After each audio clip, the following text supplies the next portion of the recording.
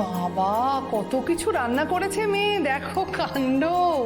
আচ্ছা, কি কি রান্না করেছো মা, বলো তো শুনি। আরে কি কি করেনি সেটা বলো দুর্গা। ওই যে বললাম ভোর থেকেই রান্না করে চলেছে।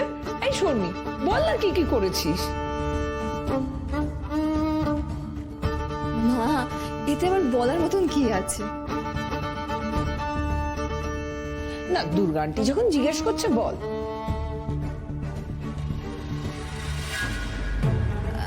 ওই তো, আমি প্রথমে আলু কেটেছি, পেঁয়াজ কেটেছি, আর তারপর দেখো আমার নেলস গুলো হলুদ হয়ে গেছে। বাট তারপরে ইউ নো হোয়াট, আমি না তারপরেও থামিনি।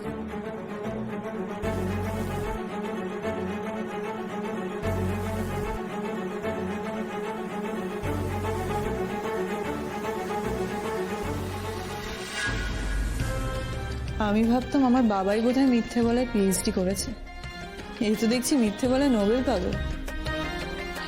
আমার বাবারও বাবা, একেবারে বাঁধিয়ে রাখার মতো চরিত্র।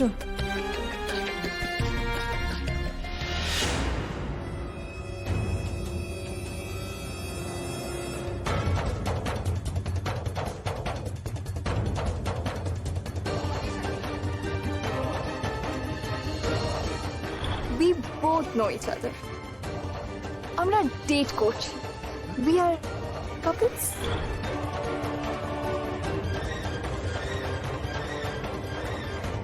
এই ছেলেটা এখানে কি করছে, আর বৌদির সঙ্গে এই বাড়িতেই বা কেন? ওরা আমাদের ফ্যামিলি ফ্রেন্ড হয়। ফ্যামিলি? তাহলে কি দুর্গাপতির ছেলে?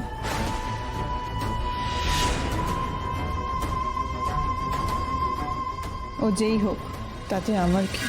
আমি এটুকু জানি ও শর্মি চ্যাটার্জি স্পেশাল গেস্ট হয়ে এসেছে। আরে বাবা, আমি কেন এত কিছু ভাবছি? আমার কি? এই দেখো, কথায় কথায় সব খাবারগুলো ঠান্ডা হয়ে যাবে।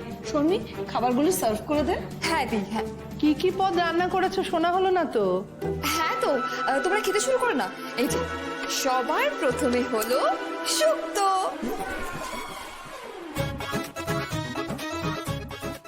এটাকে মোচার ঘন্ট বলে।